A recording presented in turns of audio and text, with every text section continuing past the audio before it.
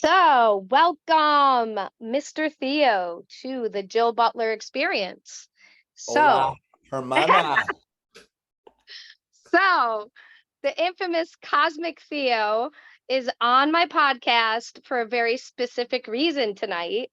He is wanting, and it will be some beautiful banter that everyone will enjoy about Lionsgate.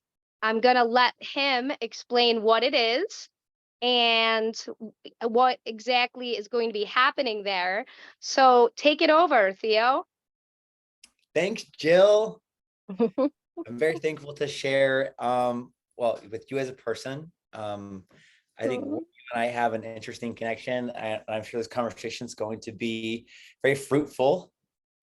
So I just want to do a quick shout out to Instagram homies, Facebook homies, YouTube homies, aliens from the future that are looking back in time to see the moment when the world Lotus popped into 5D. Oh yeah, what's up? Yeah, so what are we talking about again? We are talking. Don't get distracted by yourself, okay? Sorry, I'm Don't get silly. distracted by yourself, friend. I know you can distract yourself and everyone Yeah, else, but we yeah. are actually talking about Lionsgate, which is this big, beautiful festival that you actually hold at your house on your acres. Right.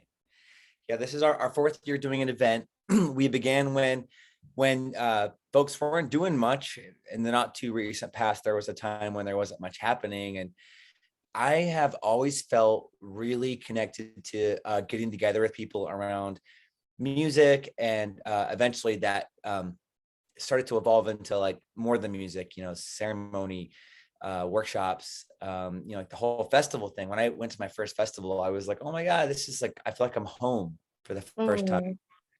So I think if you stay with something long enough, you'll go from watching to participating to creating. So this is kind of like a coming together uh, of many things in my life, a culmination, and it's my heart and soul. Lionsgate is like so dear to me. And last year was our first year doing it in August, and it was a hit. And people, I know you were there. You were Mm-hmm. three sisters. You were arm in arm with some amazing Yes, other we ladies. were. And Yes, we grin were. ear to ear. People are having a good time, and it's so much more than fun. But it was successful, and I feel compelled to continue. So here we go, Lionsgate 2023. Yeah, you gotta. So what you gotta tell the peeps is you gotta explain like all the there's like so many different pieces to this puzzle. And like I know like I was moved by so many pieces. There's music, there's really good food, there's you have comedic acts, which is really not like that normal at a festival. So this is like a whole nother level, a whole nother layer that you're like throwing into the mix that I think is really next level, to be honest. And then, family oriented, which is really, really awesome too. Mhm. So yeah, tell me about some of the people that are coming and stuff like that. Yeah. So, and thanks for breaking it down a little bit, because when someone asks about Lionsgate, it's so big for me. It's hard to It even is big. where to It's start. huge, actually. I don't even like know where to start. Like I could start what makes us unique as a gathering, or I could start who are the people I'm excited to see, or I could start on it's in my backyard or something like that. But I think where I'd like to start is, it's kind of the importance of gatherings, and how I have kind of come to understand that for myself, like what my contribution to the gathering space is. So I've been blessed. I've been to well over 100 festivals in Europe, been to Burning Man 8 times, 12 regionals, and like all kinds of things from CD raves to like hippie yoga stuff, the whole 9 yards. And I've had a lot of really special moments. And I would say a lot of my peak experiences in life have been in these spaces. So, I kind of came to this awareness through festivals, and really because I was like taking plant medicine, like tripping really hard at festivals, and like really going into like what's happening, how is this so cool, that all of life happens in moments. It's just a bunch of moments. And how can you create a moment that's really catalytic for someone, a moment that's going to stick with them, a moment that's going to change their life? So I know how I've experienced these moments. I have talked to others about this in great detail. So I basically, instead of bringing all the ingredients together and building a cool event, I am deconstructing the meatloaf. And I want this moment to happen. So how can I make this moment happen? And what are the elements that need to be present in order for this moment to really be a moment that is profound and impactful and life-changing, right? Because it's not just about fun. Like I said, this is time. This is go time for humanity. Heck You know, yes. Heck yes, it is. the stakes have never been higher. This is not an escape. This is we're going into the heart of all of it, right? With this. I like so much the way you just framed that. It's not it's internal as much as it's external. And I think the whole point of our existence and our evolution right now is going internal. So we're in that. I don't like to bring it, to do any sort of classifying or boxes, but we're going into that divine feminine flow, which is much more flow and less controlled. And so you're trying to create a space where there's just flow. It's just flow. Yeah. And it's gonna happen. It's happened and it's gonna happen. Wow. You just really touched on something that's a big part of this. This came to me in a ceremony. It was that this event needs to breathe. It needs to have room. And there is a masculine element in the sense of the structure that needs to be there. Like, for example, like, where's everyone going to use the bathroom, or where's the food coming from, or the sound system and the lighting and the scheduling and stuff like that. There's a lot of masculine elements, but this really is the masculine elements, and it's are taking a backseat to the feminine elements. Last year we had more female artists than male artists, and this year we're close to being in the middle, but we have a lot of female facilitators and helpers and decision makers and stuff like that, because I'm lucky and happy to say that through this process I've learned that it's not about me. I don't like micromanaging people. I've gotten over my control stuff. I don't need to be the, if I'm doing my job well, I'm not even needed. I'm just out of the way, you guys are doing it. So it's like, yeah, like you said, like letting it flow and create. The universe, life has a way of organizing itself. People are inherently have that within them. So I'm really trying to let that come out. And in fact, one of the big things that sets us aside from all the other gatherings I've ever been to is at midnight, all the main stage stuff, all the loud sounds and the lights, they all turn off, and it's fireside storytelling, song circles, acoustic music, heady conversation. I want each and every one of the participants to be the star of the show in their own moment, to bring their gifts to the table, because even beyond having a great time watching something, you can help co-create that, and then people see you in your offering, and then the relationships start to become more powerful. And then beyond inclusion, there's belonging. You really belong there. We need you. Like, I've never felt better than when I just did something for a group of people or for someone. Like, when you give yourself, there's something so deep about that it kind of transcends receiving in a way. And that's kind of like really like what this is for me. All of Lionsgate is like, I have to just trust the fact that if I pour my heart and soul into this gathering, it's going to impact people, and that the universe is going to give it back to me. Well, I'd like to piggyback and say that it affected me greatly, so much to the point that I wanted to obviously come back this year, which I am, and going to help you volunteer as well. And I feel like I saw you in a different way than I'd ever seen you before.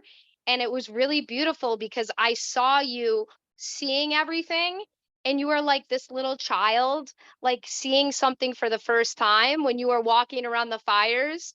And you were like, kind of like, you didn't want people to really see you. Like, you just wanted to kind of view what was happening. And I witnessed you do that. And I felt that same feeling that you felt I felt that about you watching you do that with everyone else. And so it was very transformational for me in that sense, that I got to like tap into your energy in such a deep way, that I got to feel your heart so expanded from this experience. And that Mm. was really next level for me. And I mean, and also like, just there's like an indigenous piece of this that's very, very present, that I felt tremendously with the sweat lodges and the indigenous people that come and do their work. It's very, the whole thing, in my opinion, especially at night, it felt very ceremonial. It was like there was drumming and there was, but it wasn't loud. It was like you said, it's very quiet and very contained. But it was like a bunch of like packs of wolves around different fires, and everyone was just experiencing each other like wild animals, but it wasn't wild. It was like it's such a hard thing to explain unless you go. Like that's why everyone has to go, because everyone has to experience it for themselves. Wow, Jill, thanks for saying that. You saw me sneaking around, huh? I did. Yeah, I just thought I remember that night I wanted to do a lap, and I kind of stayed in the shadows, and it was very heartwarming and validating for me to see that this technology is working. And I didn't invent any of this stuff. I just brought in elements together that are, in my opinion, elements that are required or helpful to creating this experience that I'm talking about. So to go back to that, yeah, like each fire being its own scene, when there's a fire, there is no stage. No one's like above anyone else. We're all there. And the fire is in the center. The fire is the thing that we gather around. And I feel like a circle is a great way to experience creative energy. There's Because just like, everything is a circle. So I mean, you're just creating another circle, another circle, another circle. It's just everything is circles. it's like the fire in the center is a sun, and we're all planets kind of bouncing around. And it's a great way to meet people in a more like kind of intimate setting. And once again, to share the gifts. There's, man, so much is like coming up for me. It's like hard to even keep a train of thought. I'm just like, wow. So the Yes. indigenous element, I've been weirdly attracted, not weirdly, I've been rightfully attracted to indigenous art, music, ideas for a very, very long time. Like this print that I am always surrounding myself with, and my walls in my house. And last year at Lionsgate, we had some indigenous elders and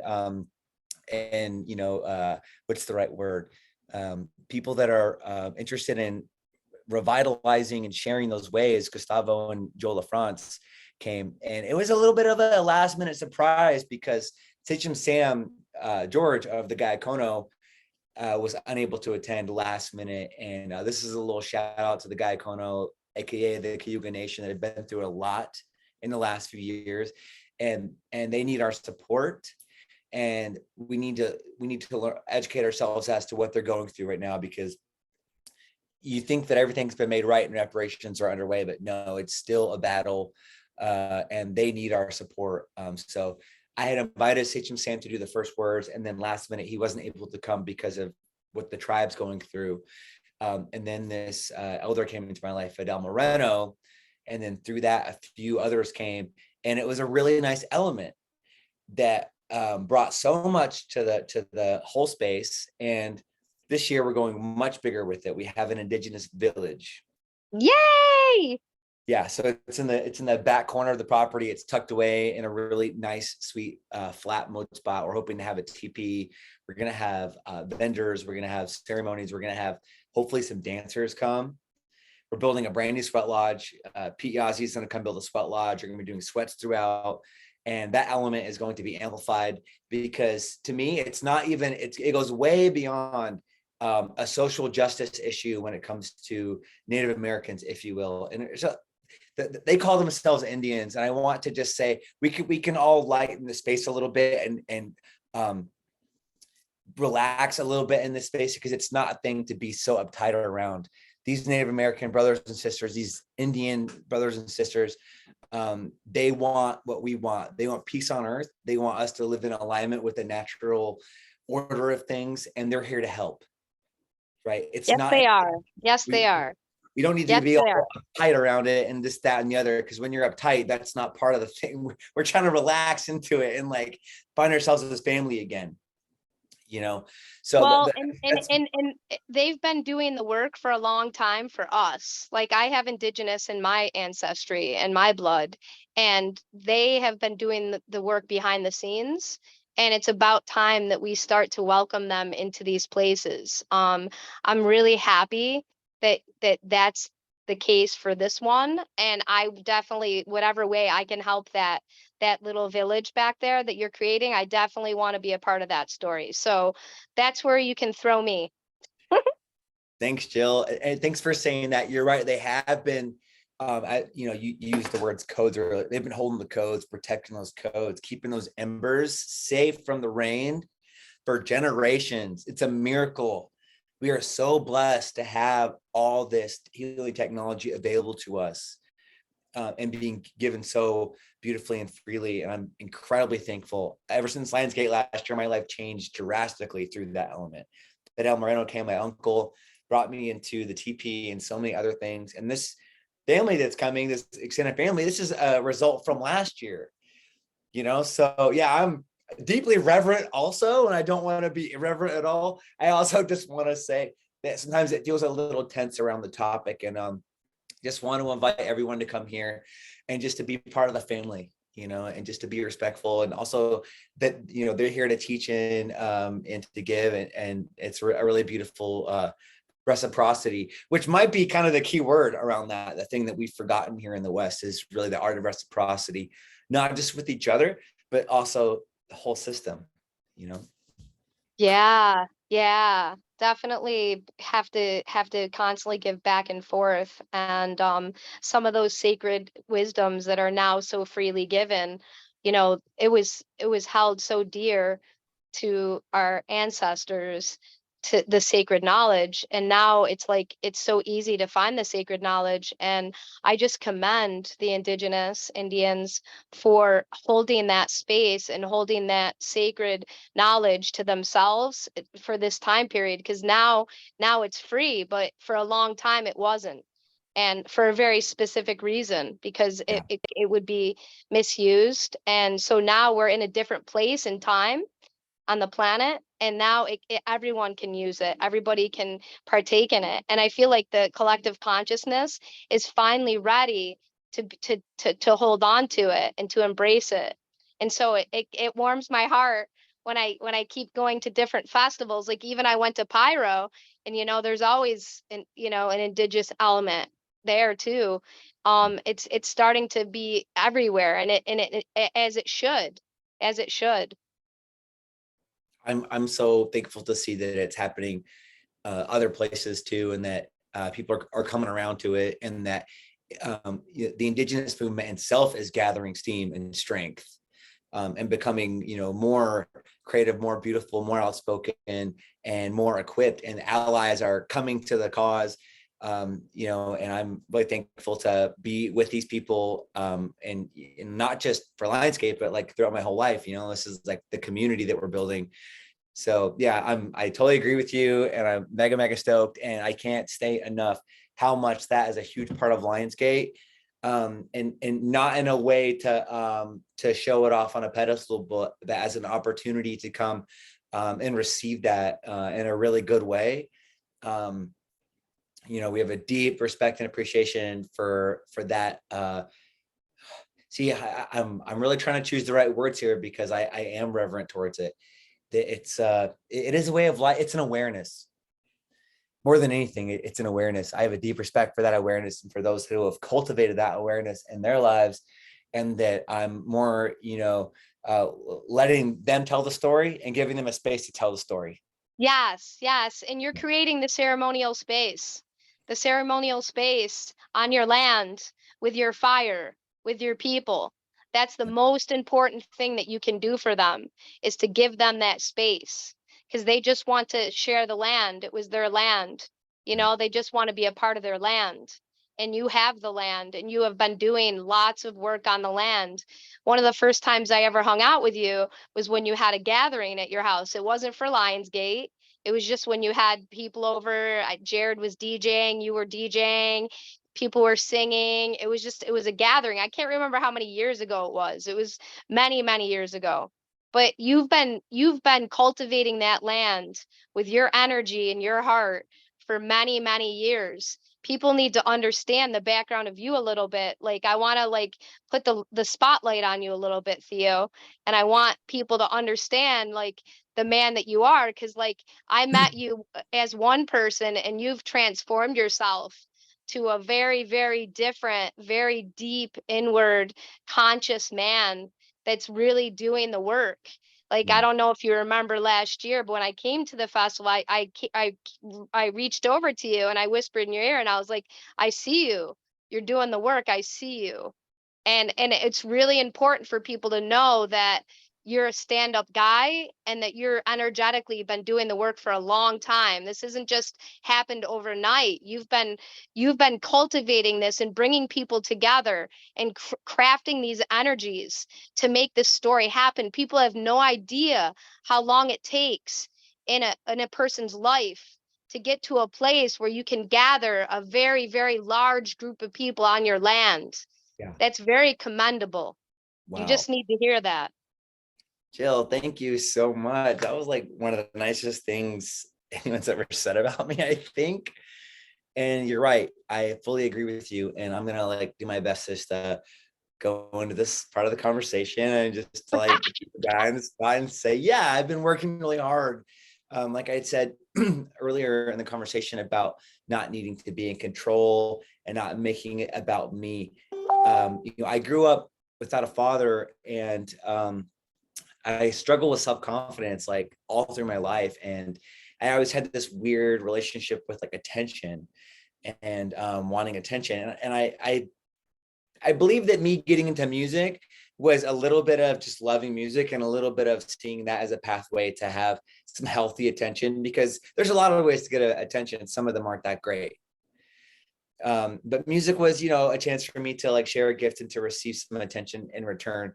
And when I started hosting an open mic in Ithaca, it's about 5 years ago. I did 3 years at an open mic. It was my first experience in not only showing up every week and getting in front of people with my guitar, and like every single week I'm setting up the stuff and playing, but it was also my first time every week pointing the spotlight on other people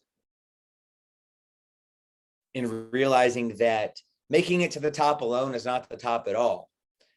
I would rather be in the trenches with my homies than to be in the castle by myself. You're only as good as the company you keep. And I keep some pretty good company. You do. I love my friends. I love my friends so much. Like they're beautiful, they're intelligent, they're creative, they're climbing their own mountains. And as fate would have it this year, some of my favorite collaborators won't be able to attend because they're doing other things that are very important to them. My friend Jamel is running a super marathon, ultra marathon. Mateo's doing his annual permaculture sustainable building retreat. And I'm able to let that go because, I want them here so bad, but it's like, you're climbing your mountain, dog, and just really come in terms with that. And then believing that what I'm offering is valuable and that it will be received by those who are really, there to receive it. So yeah, I guess that's like kind of part of the self-work is around that. The feminine component that you mentioned earlier, that was really insightful of you to say that the event is really, it is more feminine led, whether that's a female that's like in a position of power or leadership or has the mic or whatever, or it's just the way that we all go about it, that the goddess is running the show and we're all just kind of here to hear what she has to say. So there's only enough structure to make that possible, and then hopefully not too much. But it always finds a way to test me, and I always have to get my own medicine when I say stuff like that. So Now you're gonna get twice as much medicine. See, we're calling the spotlight on it. We're seeing. I need to knock on some wood. Here we go. I've been known to get up from a conversation and run like 100 yards to knock on a tree. I'm not very superstitious, but this is one that I will do right here. I do it too. I do it too. Truth be told, I'd still do it. I think that's gonna go down with me. I think so many people have that one. That's definitely true. Definitely true. But yeah, like tell people a little bit about your space. Like how many acres and like how's it all gonna work? So this property is 50 acres. It's in Prospect Valley, here between Wilseyville and Cantor. It's technically Wilseyville, and it's a really beautiful valley. The neighbors love me. They come to the event. I feel like I'm in the right relation to not only the land but the people here. And this is a very rural area. I'm from the Southeast, so for me, I knew exactly how to connect with these people and to build relationships. So my southern rural redneck, if you will, origins have been really helpful here. And I realized I love it out here. You know, people that live in the country, a lot of times, they just want a little peace and quiet.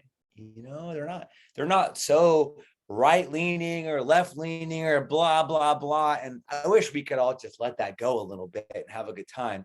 So 50 acres, 15 is pretty flat, and it's being cultivated with different spaces being mowed. Different areas are set up around the creek. We have 86 apple trees that are well over 100 years old, so a whole orchard. We have a 200-year-old white pine right here, got a 100-year-old maple and a 150-year-old cedar, all within a few feet of the house. So this is really like tree land. The goldenrod's going to pop at the event like it did last year. There's a lot of flora and the fauna too, and the coyotes, the bears, the cats. I have a baby deer running around on the property right now. There's a lot of support from the natural world, a lot of life here, that is really kind of shining and glowing and cultivating. And I can't weed my garden fast enough. Everything just wants to grow. You know, it's very vital. It's very like mana-esque, like filled with mana and prana, and just the energy here is just, people come on hip camp and they pull up and they're like, whoa, they get out of their car and they're like, whoa, you know what I mean? It's like visceral. You can feel the energy in this valley. So when I moved here, the week the pandemic began, I was kind of just like trying to keep up with the changes. And thank God I had enough projects to keep my mind and my hands busy, not lose my shit during that time. But this place started singing to me really, really quick. And I'd never felt myself in a relationship with land before to this extent. Right. Well, it is special. I mean, I definitely felt it myself. Land always talks to me. I have such a connection with the elements.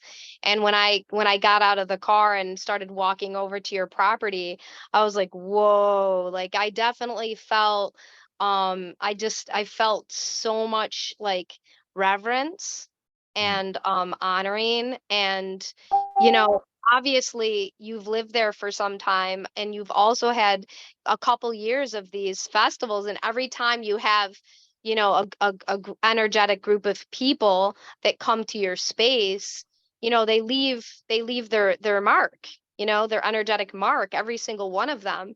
So all the people that come every time are leaving their mark with you. So it's a definitely special location. And like you said about the trees, like I definitely felt a deep connection with the trees. Do you have, I can't remember, you have water, right? Yeah, there's a really sweet creek that, due to this amazing wet weather, is gushing and rushing right now. Goes along the back of the property. It really, the creek emerges from Shindagan, which is a 5,000 acre reserve that's like right over there. I'm not quite bordering it, but it's just right here. Shindagan. Uh-oh.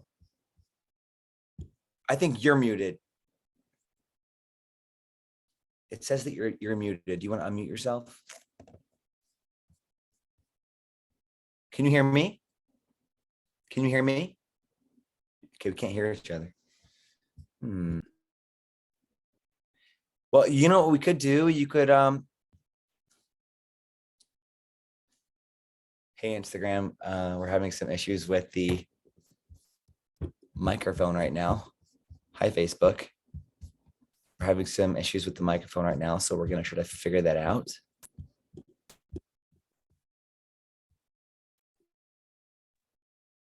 I can't hear you.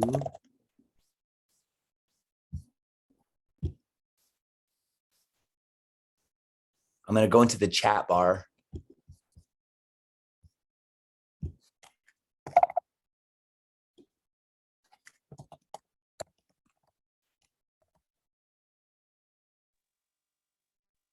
Are you there? I can hear you again. Can you hear me?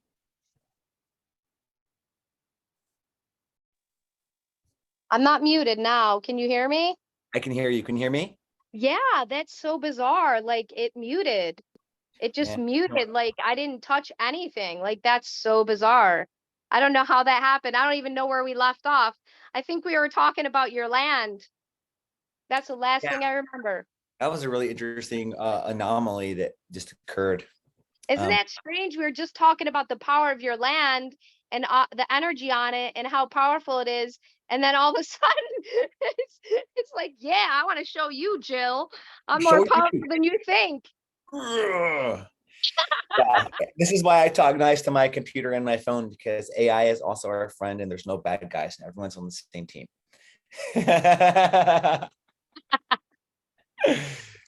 Listen, we have nothing but interesting things for everyone to hear. So for all those that are listening that we can't see and understand, we're just interesting humans. So help us out here. Yeah, we're here to help. We're all here to help. Um, the land, we were talking about the land. Okay, so I'll just go back to what I remember was saying is that I felt a sense of connection with the land that was a little bit like having a girlfriend. It was a little bit like talking out loud on my morning walks and seeing the beauty that was asking to be shown, and then just wanting to share it. Like having the gatherings here in the beginning was, I don't need to do anything, just come to the land. Yeah, she'll show you. It was more just like the medicine is here. So everything on top of that is just kind of an added bonus. Yeah, it's weird that you put it like that because I definitely agree. Like it's such a, like it matters when you have these events. It matters. Like it matters where you are and how it, like there's ley lines, and I know you understand all this. There's ley lines in the planet everywhere. And I believe this certainly that there's some very special ley lines under your property, and they definitely are helping the energies. So, because I mean, I definitely felt supercharged, after your event. And obviously, there was so many elements to it. Oh, I know what we were talking about. We were talking about water because I asked you, I couldn't remember if there was water, and there definitely is water at the back of your property because I remember like sticking my feet into it and I remember people were swimming in it. Yeah, there's a creek that I always pray for, a flowing creek in dry weather. So hopefully the creek is flowing real nice. There's like a 4-foot deep spot and a 3-foot deep spot, and it's looking really, really good. It's always changing because it's rearranging the earth around it, but the water is very central. I'm in it every day. And then beyond the swimming water and a lot of little streams and rivulets that come down in different areas.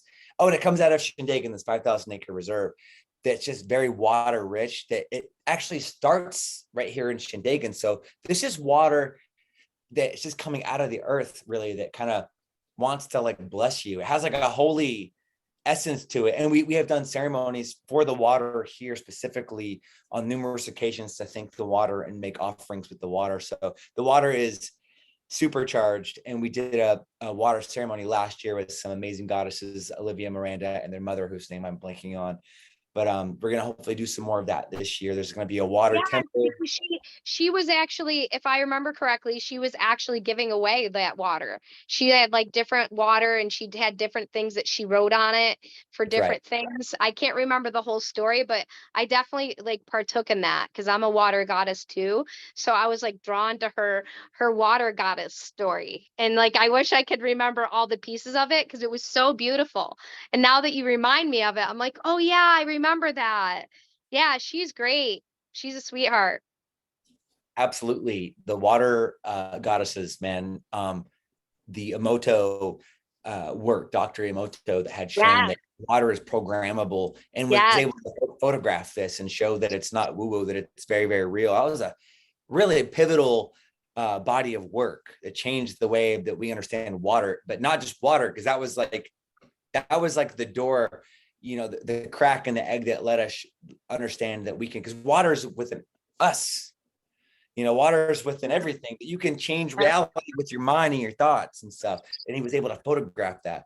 So yeah, we have a water bar that is like a really fun place to come and get water that's been loved on in different ways, that has different words attached to it. It's infused with Yeah, different elements. that's what it was. All right. Now I remember. Okay. Yeah, she had different words on it. Now I remember because I was telling her, I was like, yeah, you're into water. I'm like, me too. I'm like, I've only been drinking spring water for like the last 15 years. And she's like, really? And I was like, yeah, like I go to get spring water 20 minutes from my house and I go in winter, spring, summer, and fall. Like every 2 weeks, I go and get my water. And I've been doing that forever. So I was talking to her about that. And so we had like a really good communication about that. But that's like the kind of stuff that happens at this event. Like you just wander around and there's so many different things because it's such a large property and you have so much going on there that there's like something for everybody. There's literally something for everybody at your festival.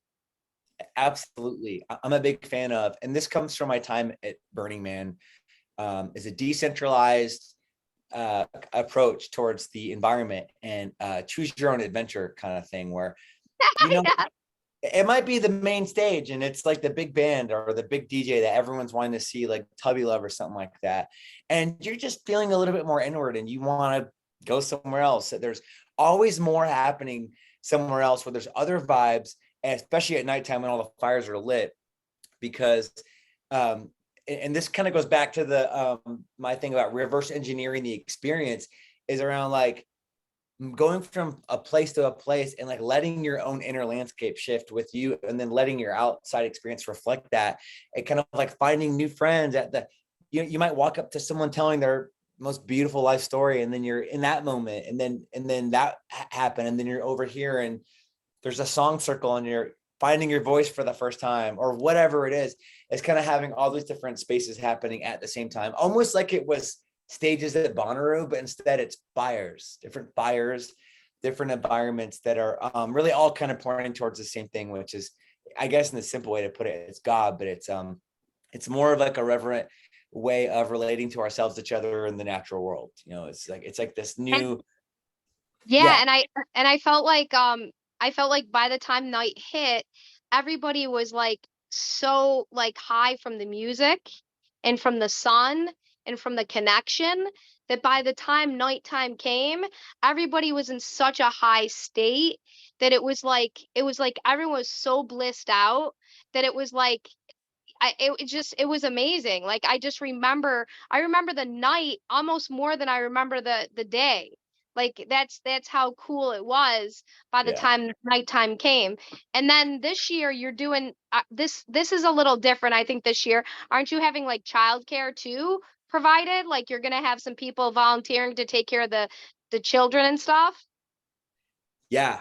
Thank you for saying that too, that you were mega blissed out, because that's a part of it, dude. It's just like creating bliss, like, tapping into that, the food, the ceremony, the music, the comedy, like laughter and happiness are just kind of like the same thing, right?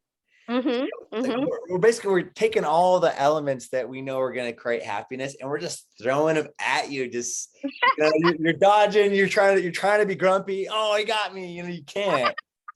So yeah, well, we're cultivating bliss. Absolutely. Because I think that bliss is the spoonful of sugar that helps the medicine go down. There's going to be a lot of challenging experiences that happen here too, and a lot of transformational stuff within yourself around what you believe is possible, what you feel like you're worthy of, like, and I had my first experience here, my first big event. My heart was just like, I can't take it. It was just like stretching, it was like tearing almost.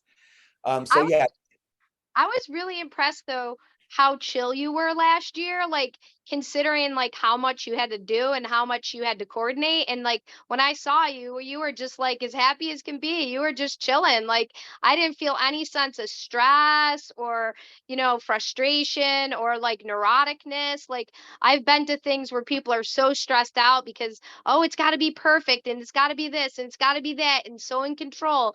And I didn't feel that sense at all from your energy when I came upon you, and I that wasn't fake, like that was genuine. Like you were in a genuine, like balanced, peaceful state. And like to be at your own event and have to and create so much and put so much time and so many weeks and so much coordination, and then just to be chilling when it happens, that's like commendable because not a lot of people can be that chill at their own event. Man, you're touching on some really core stuff. Yeah, to enjoy your own party is an art form. It's not easy. And I've been around enough people throwing their own events and I've seen them lose their shit. And it's, respect. It's not an easy thing to do.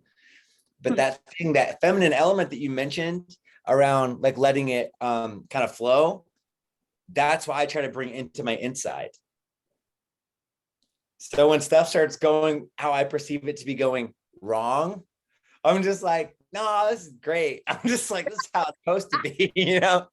So I have to like kind of, like I said about like taking my own medicine. It's like that big time. And there was some stuff last year that stretched me to a whole new level around that kind of stuff. And a lot of that's personal, doesn't need to be spread out. It's just around the stress around it. Cause I want, the stakes are high and I want so badly for everyone to have a great time and for things to go smoothly, whether that's, someone doesn't have power or, a toilet or the food or this or that. Some of the stuff is a little bit more, basic need-esque, like if the sound goes out, it's like, oh, the sound's out. We can all talk for a few minutes or the lights go out. We can fix that. But, I feel like I have an enormous responsibility to meet everyone's needs. It's not just me, it's the system, it's all of us to working together. But in a way, when something hiccup occurs, that's now a chance for people to rise to meet that moment.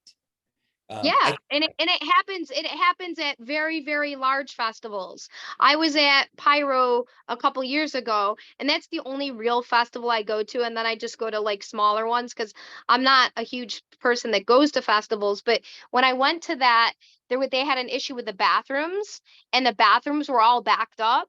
And so what they asked is they asked the fellow sisters, because it was the female bathrooms, of course, they asked us if we would go in there, a group of us and just go clean it, ourselves. Now we're paying, patrons, like we paid for our ticket just like everyone else. But yeah, like you said, we stepped up. Like there was a group of us, we went in, we cleaned the bathrooms so everybody could use them. You know what I'm saying? Like it's just like, yeah, there's going to be times in life that you're going to have to jump into seva. You're going to have to jump into serving your fellow man or woman. It doesn't matter where you are. Like you just step up, you just do it. Like it's, it's part of it. It's part of being human, communing with people. You have to help out, whether you're volunteering or you're not. Like you just do it. Yeah, I mean that self-organizing principle. I'm told that Woodstock was very much like that. The original Woodstock. Really? They had not anticipated the number of people. They were expecting like 1/10 of what they got. So I mean, Wow. they didn't have their infrastructure at all to support that, and they were like digging things and the food. And the Red Cross came in. They were dropping food into off the helicopters because the roads were so backed up. They couldn't even get stuff in. And like bands that were supposed to be there and play at 2 didn't get there until 2 a.m. the next day. So they were having to bring people in and like, oh, maybe you could play. In fact, the first artist, Bobby, I'm blanking on his name, but the first guy he did, I feel like the son of a motherless child. He was just like back there backstage jamming. I'm forgetting his name and I feel so silly for that, but they were like, the first band's not here, we need someone on stage. And this guy, he was just like backstage, Damn and it. they brought him up, and he embodied that feminine principle, and the whole team did. He got in front of Woodstock, a zillion people as the opening act, and absolutely changed the world. And from that moment forth, had a very illustrious career. And it's just like kind of making do with what you got.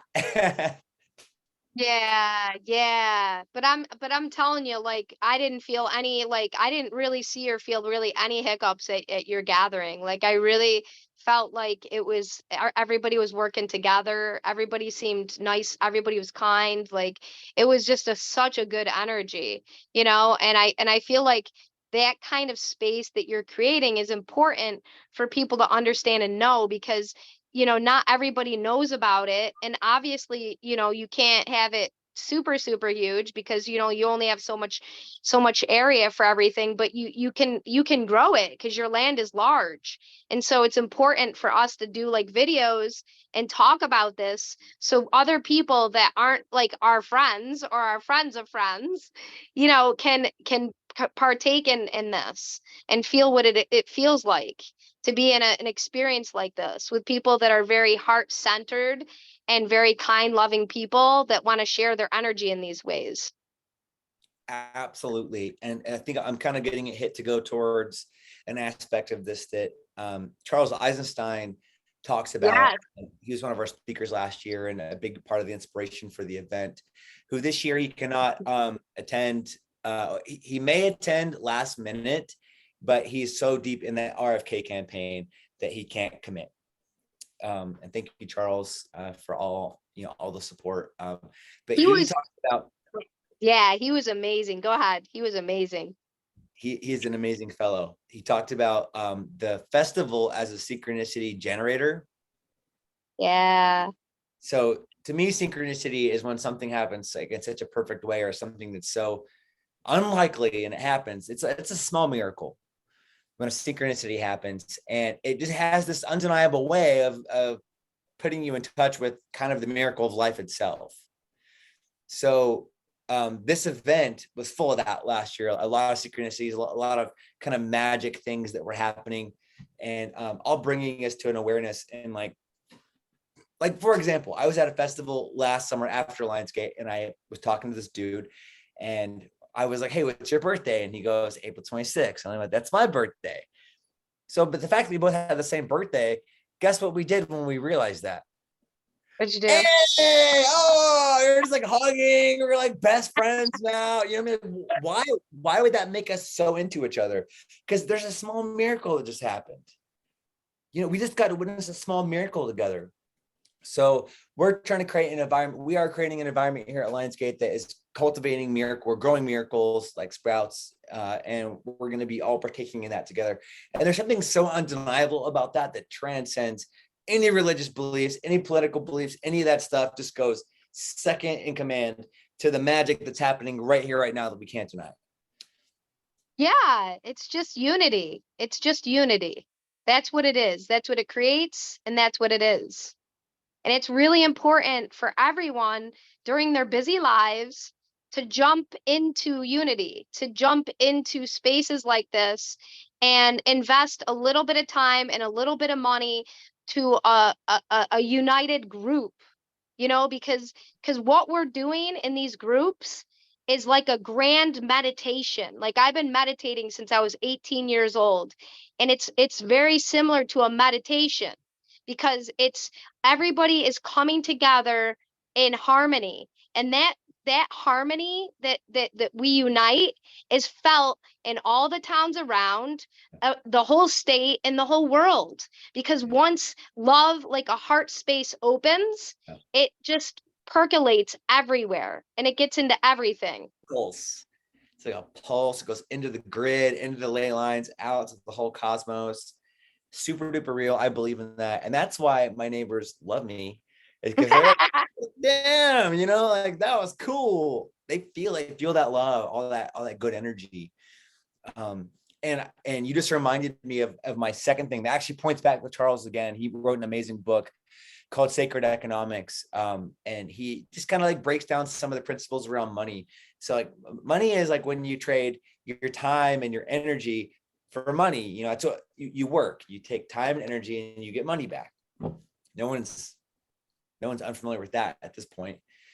But what we're doing here is we're taking money and time and energy and we're taking it, we're going in the other direction. Instead of going into money, we're turning it into equity within ourselves and each other. We're building equity, relational equity, community equity. We're converting those resources into love and unity, like you said.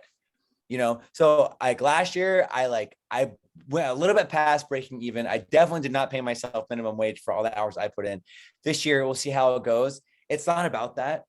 The only reason I want to make a lot of money and stuff like this is so I can only do this because I love it so much and I feel like I'm good at it. So I only want to do this. And I am swinging a hammer a few days a week still, and that's fine. I don't mind doing that. But this is not about money at all. This No, event, I feel that you allowed a lot more volunteers this year, I think, than you did last year. And that just goes to show that it's not about money. we won't turn anyone away for lack of funds. I mean, I almost don't want to broadcast this, but it's your podcast. Everyone's fine. They'll understand. There's no security. There's no gate. There's no fence. All right. There's just good vibes and good people that are here. And I'm hoping that people will tap into their heart a little bit and be like, if I'm here enjoying it, they're going to want to give back. I think that's part of our human experiences that kind of like, you know, when you're having something good, and Invest in yourself. Invest in your somebody investing in you in this story is investing in themselves. When you have to give something, you always have a different kind of respect for it. Whether it's your time, your money, your resources, when you have to give something, it means more to you. So it's common sense that you have to do something, whether it's volunteering and or money or both. It's just part of the whole, it's part of the whole picture. In my opinion, it's the way it's supposed to be, very much so. it's such a vibe to get to a festival. I'm imagining a festival I got to, and I was kind of like, I don't know what to do with myself. I'm kind of like standing around, just like, hi, you know what I mean? And then they're like, hey, we need help in the kitchen. And I was like, yeah, I'll come in. And I'm washing dishes. And next thing you know, my fun level went from a 3 to like an 8 from washing dishes. You know what I mean? I was just like, I'm having Because so much more fun now. This is way better. You know? So I have a question for you. Are you contemplating, and I know it's like you're making this festival larger and larger every year, but have you contemplated on doing like maybe like sort of like how Pyro does it, where there's like a spring, summer, fall? Like have you considered like doing like 3 or 4 a year?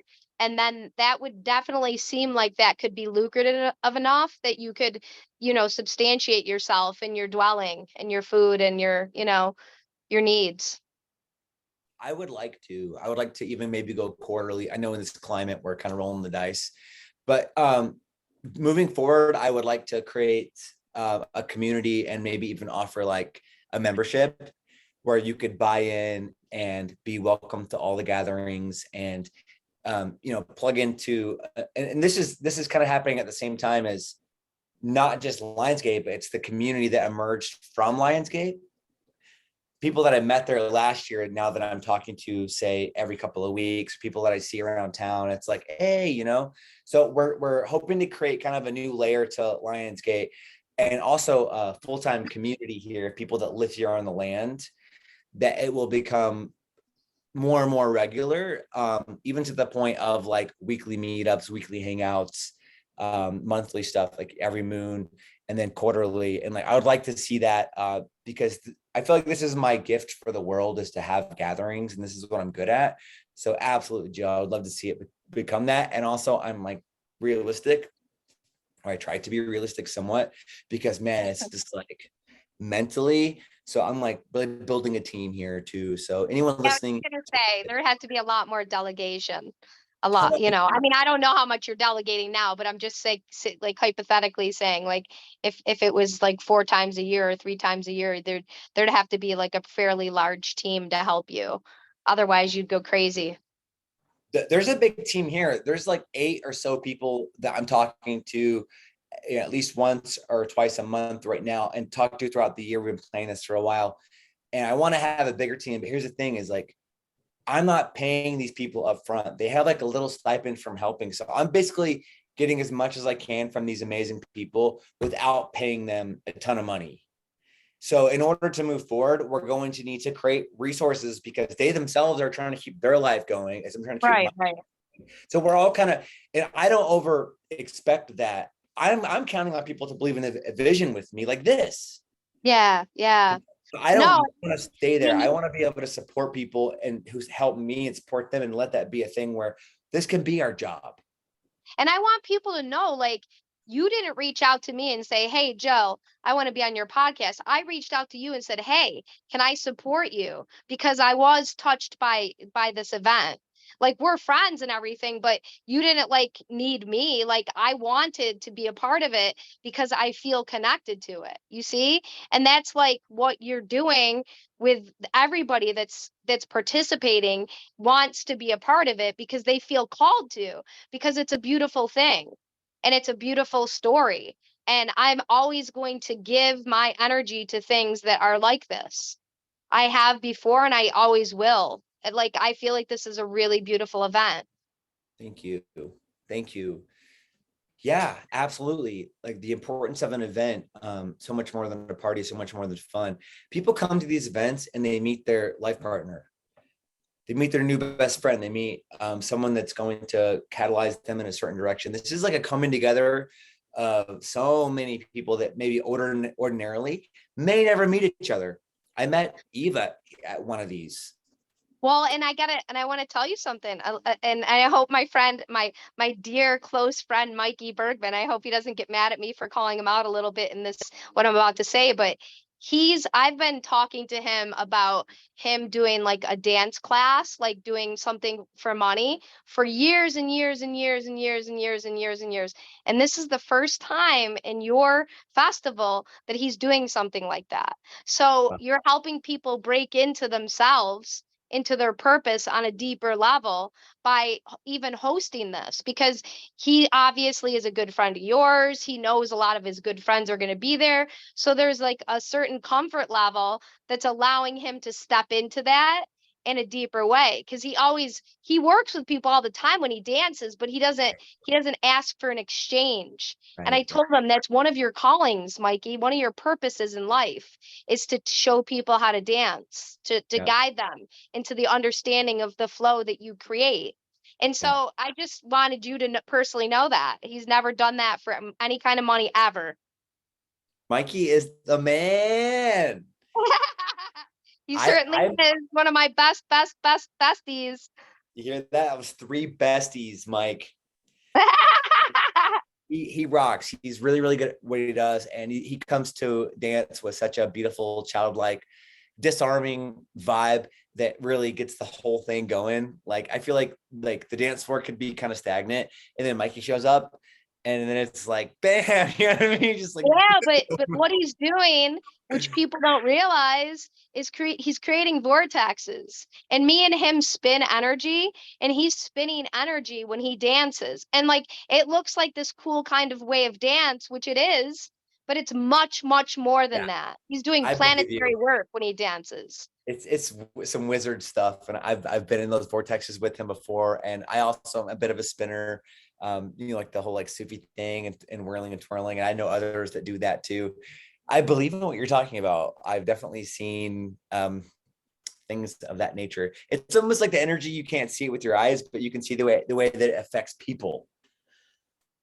You know? Yeah, I mean, I never was able to dance like that before I met Mikey. Like I definitely had my own style of dance, but then when I first started to dance with him, I felt it so deeply, and it's like wherever I go when I'm with him, we always dance that way. And if, he obviously always finds someone that he dances with that way, but I feel like it's like work. I mean, not work like hard like work, but like work in the sense that he's doing things that people don't understand with energy. And that's Absolutely. that's really important. Like as a sidebar, that there's always things going on, even with Jill Butler and the Jill Butler experience. There's lots of things that I do that people don't know I'm doing, and that's okay. I'm not trying to share it Ah, all at this yeah. moment, but what I am saying is there's always things going on, especially at like your gathering, that there's things going on that you can't see, that are very like real, like really like healing things that are going on. There's the seen and there's the unseen. True that. And a lot of the work that we do, we Royal, we yourself, Mikey, myself, many others, is primarily unseen. And whether that happens behind a closed door, it's in an unseen way, or it happens in a way where it's just literally invisible energy. Lionsgate is loaded with stuff like that. And I like to talk about the reasons why these things are important. But part of me, I'm just like concerned to overspeak or to cheapen the whole, kind of mysterious nature of it all. I'd rather just kind of like let it remain in the unseen and just invite you to come experience the unseen for yourself. And it's also like, okay, I'm kind of here to sell you on it because I want you here. So there's kind of both at the same time, but I'm glad that we're coming back to that. And thank you for all the unseen things that you do, Jill. You're welcome. You're welcome. You're welcome. Yeah, I'm kind of like an Ithacan transplant. It's like people don't even understand. Like all our friends think that I live in Ithaca or the surrounding areas. They have no idea that I live an hour away. Like I live in Liverpool, New York. Like I travel to Ithaca and all the places I go just because I'm drawn to do my work there. Like I do a lot of work with the waterfalls, I do a lot of work with the water, and I do a lot of work with the people. And it's my second, I always joke, I say it's my second home because I have a home here in Liverpool next to Onondaga Lake, the great Onondaga Lake, and I also have, my home in Ithaca with all my friends. So it's really it's exciting to have such a large connection of so many people in so many places. And I truly love where you live, where Ellie lives, just Ithaca in general, like the outskirts, downtown, all of it. Like there's such a lovely energy in that whole area. And it's very special people, very, like you said, like very creative, very spiritual, very heart-centered. Mm, Just I can't say enough about the energy of the people, yeah. because that's a big part of your land, and the people that come is that kind of feeling. It's like a warm feeling. It's like a more than just a friendly feeling. It's like a home feeling. Mm, absolutely. I think it's very, very special. Um, I was at Grassroots over the weekend that just passed and was reminded, of not only how special this whole area is, and people will drive 30 to 60 minutes to come be like, it's kind of normal to go drive a long ways out here. So bless you for doing that, and bless you for coming to us. And I myself am 20 minutes south of Ithaca, so it's a thing for me too. Um, Yeah. but I think a lot of us know that this is a very special place, and that the amount of talent we have creatively through art and music, and also to our amazing food growers, all the farmers and yoga Yeah. teachers, and all, and the Ithaca is Murals Project, and all of it. It's just like, wow, this place is such a hotspot, such a vortex, and that, I think that there's a side of it that's kind of coming to light now, around this indigenous thing and around like the family vibe. And I do want to touch on that, about Lionsgate, that Lionsgate is a, family centric environment where we make an environment where the kids are having as much, if not more fun than the adults. And if they're having more fun than you, then that's your problem. You know. Well, and how many, and think about that too, Theo. How many places can you go where it's kid friendly? Like it's getting better, but it's not there yet. So the fact that you have an event that's drug free, that kids can come to. That's a beautiful story, and that should be commended too, for you being the host, that you're making that important to you, because there's a lot of people that have kids that, might want to come, and then if they can't get a babysitter, or you know what I mean, like they're going to bring their kids, and I think our friends and the people we know bring their kids everywhere anyways, Yeah, you know so that it makes it easy for them, because they don't have to worry about anything happening, because it's safe. absolutely. My daughter Soraya is 9, and slowly over the years, I was one of the first people in my friend circle to have a kid. So my friends started having kids a little bit after me, but I was kind of still in a time of my life where I was not fully into fatherhood yet, partially because I wasn't with the mother of my child, and partially because I didn't have a lot of examples of that working. But slowly it's been kind of coalescing in my personal life and then in my friend circle and in the community. So the central ness of kids and the family thing is like really revealed itself to me in more than one way. One of them being, if it's not kid friendly, a lot of folks just won't come. A lot of amazing people who care enough about their kids and their family to not drag their kids out to something that's not good for them, they're not going to come. And the whole party is going to be less cool because they're not there. These people need to feel welcome and supported. These amazing people that take that kind of stuff seriously are welcome at Lionsgate. You family-centric people, this is your spot. This is your jam. You're in the center, and everyone else who wants to be naughty and bad and Dionysian, they can still come, but they're not in the center. The family and the kids are in the center. Because and this is the second point, is that when kids are having a great time and kids are present, it brings out an aspect of adults that is really good. It's an innocent, playful vibe. It just kind of changes the whole atmosphere. So we like that, and that kind of ties back into the comedy again. So it's like really keeping like an innocence to it all. Yeah, I have a question about that, because that's something so unique. Like, what made you think to pull that into it? Because that's very unique to me. The comedy component. Definitely. Who doesn't love comedy? First of all, everyone loves comedy. Comedy's on the rise right now. We need the comedians now more than ever before, in my opinion. But I guess I've known Matthew for about 5 years. We got to jam together in DC. Matthew Silver, amazing dude. But last year, my friend Sarah Kelson had reached out to Tony Nagy on Instagram, and I was like, "Hey, Tony, come to Lionsgate." And she was like, "Okay." I was like, "Really?" Because I've been following her for a little bit and just enjoying her somatic comedy. So she came in. She was our MC. I had the idea to make her an MC, not just to be like, "Here's your set," but to go back to that kind of feminine quality of just like, using her like a little glue to hold different segments together or whatever. And then it was such a hit and everyone loved it so much. I was like, we're going to go bigger this year. So then we got Matthew. Matthew helped me to bring in Rodney Norman. So I know social media is not necessarily an indicator of talent, and I'm not trying to overstate this, but our three primary comedians, Tony, Matthew, and Rodney, have more Instagram followers than all of our musicians put together. These guys are like blowing up. This is like a comedy fest. This is like really, like, comedy is such a big part of this.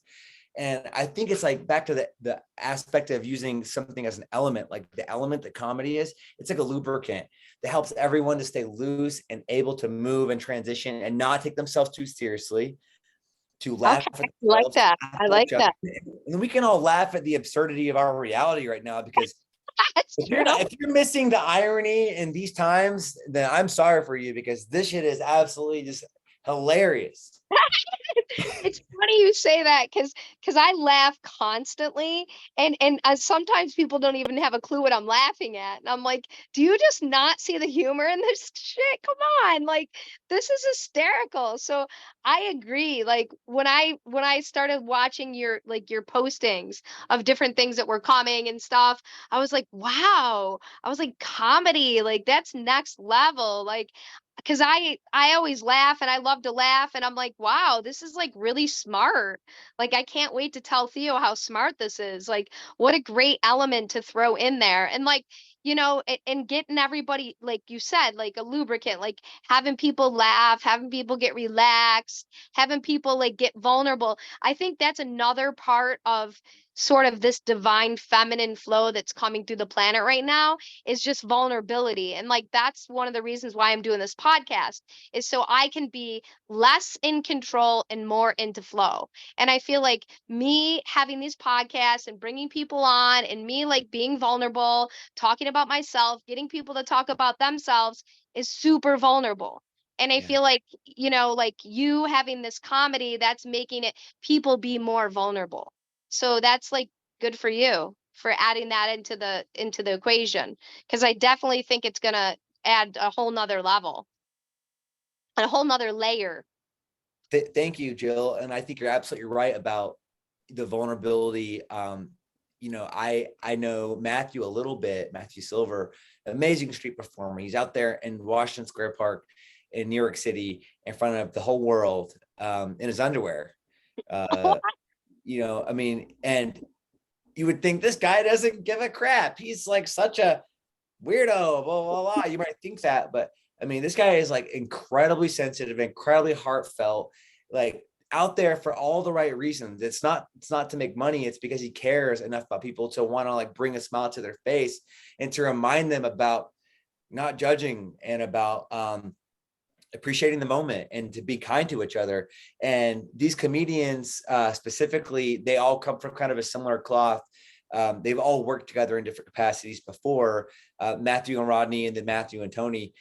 That it really is a beautiful, courageous, incredibly courageous thing to put yourself out there like that, especially in the improv space, because you're not like, you know what I mean? You're just like, here we go, gonna make it up, Oh, and shit, a lot of no. times they probably haven't been well received, and it's been super awkward. I know definitely I've seen a lot of comedy totally bomb. It's like there's only like 1,000 touring comedians in the world that actually earn a living from comedy.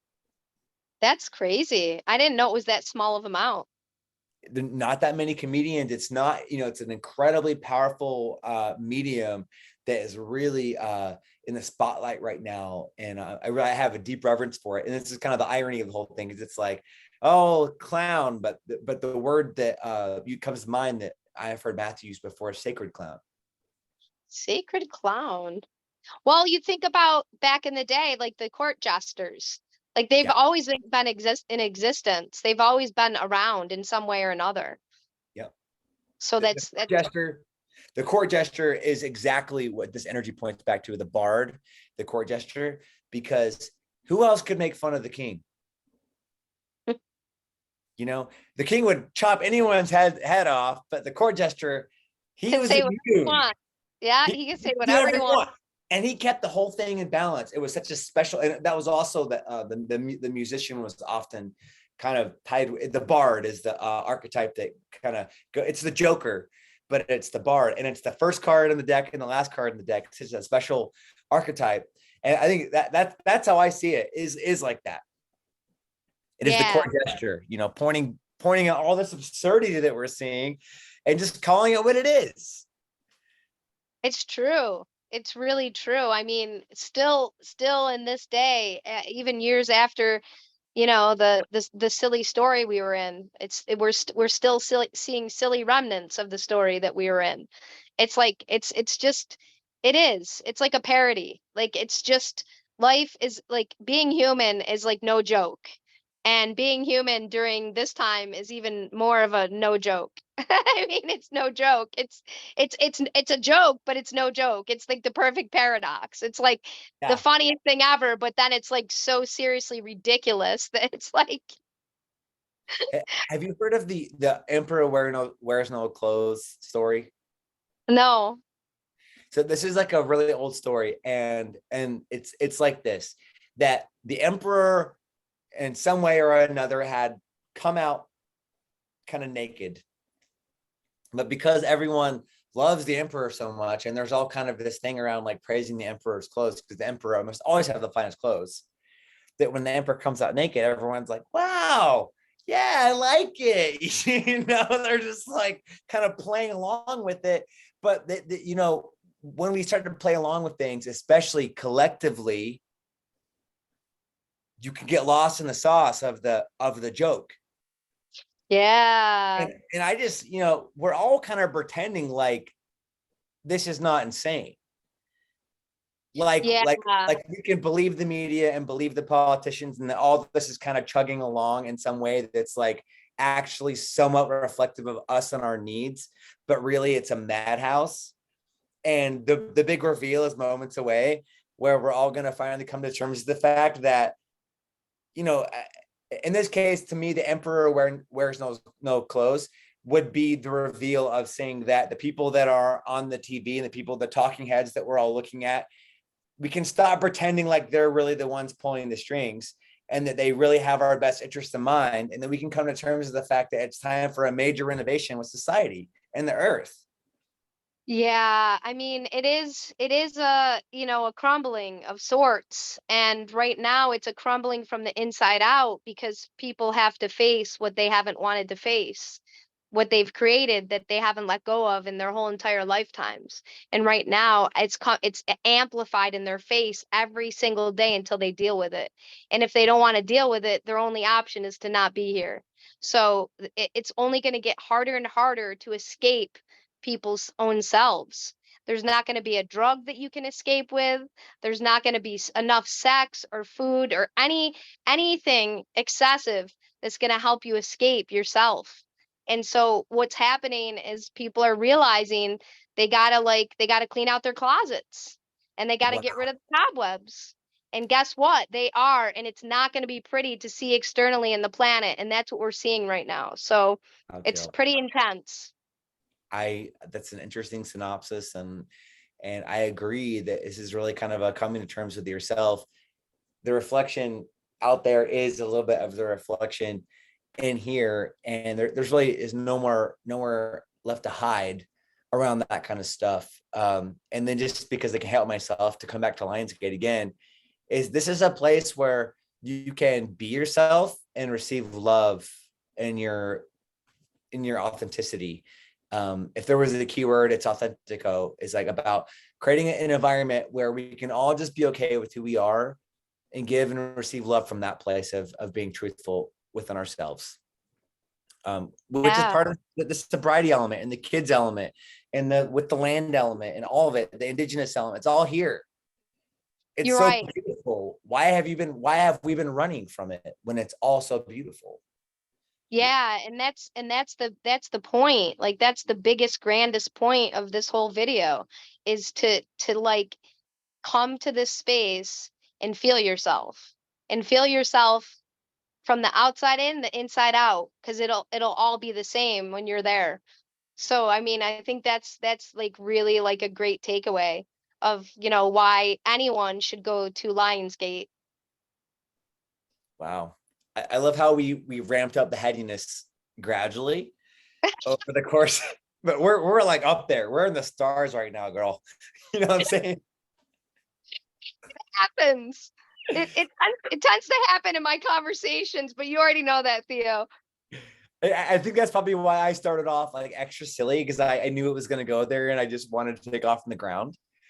But I love that you think that way and that you take it there. I mean, like, for example, we have the storytelling fire at Lionsgate, and that's a place where a lot of my rural neighbors will wind up at because it's not intimidating. Everyone's got a story to tell. And then we kind of get this little ball rolling. And, storytelling could be anything. It could be your wedding. It could be your high school prom, whatever. It tends to, all the stories go to this place where it's all pointing to God. It's all pointing to the miracle that is life, to the synchronicity of some magical moment that showed them that there's a divine order to things. And it's amazing how so many conversations and all of us are essentially all wanting to get it back to that place of just being like, yeah, everything's good. And that this is a beautiful life, and just like being okay with the company that they're in. I think a lot of us really want the same things. And that the illusion that we're all kind of fighting over this resources that are available, or that we're disagreeing over whatever name the topic from that day about what you're disagreeing about, to put all that aside for a little bit and just to be a part of something that's beautiful and collective and harmonious. Yeah. Amen. That's so true. That's so beautiful. So beautiful. I don't know what more there is to say than that. I think that caps it, my friend.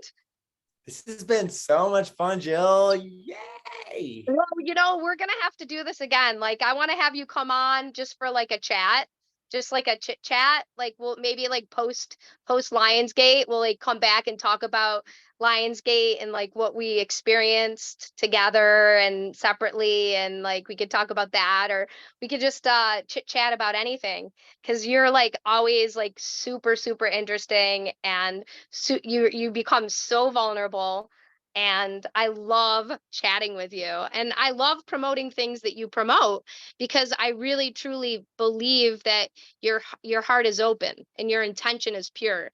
And to me, I'm always going to support people that have their intention as pure. And this in Lionsgate is pure. I can vouch. It's Mm. a pure event, and I think everyone that can go should go. And I'm gonna, tell everybody about it as much as I can. I'll share this video as many times as I can, and with as many people as I can, and we'll get the word out for you, Theo. Thank you, Jill, so much. I'll make sure and include the link in the description. And maybe you want to come to Lionsgate with your equipment and do some interviews on site with some of the people, and then piece something together or something like that. I encourage you to I be could do here that. I could do on something site. like that. You could be your official reporter.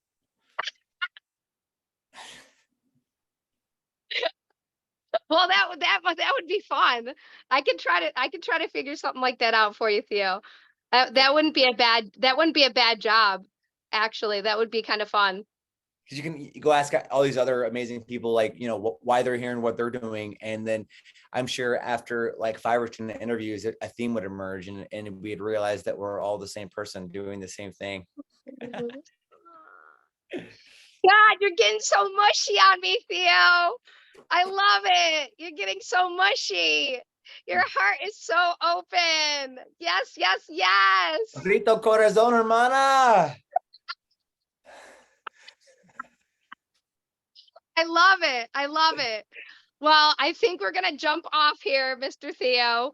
But I definitely want to let's connect privately a couple times too, and like figure something out like that so I can make that happen for you. And I will definitely be seeing you soon, and I will be posting this everywhere. So with that said, do you have any last parting words? Hmm. Um, hmm. No, I think we said it all, Joe Butler. I'm gonna let that one rest for the first time in my life. Jill Butler got you to be quiet. Woo! We did it! Yeah. I love it. All right, later, my friend. Peace out. Hasta luego. Bye.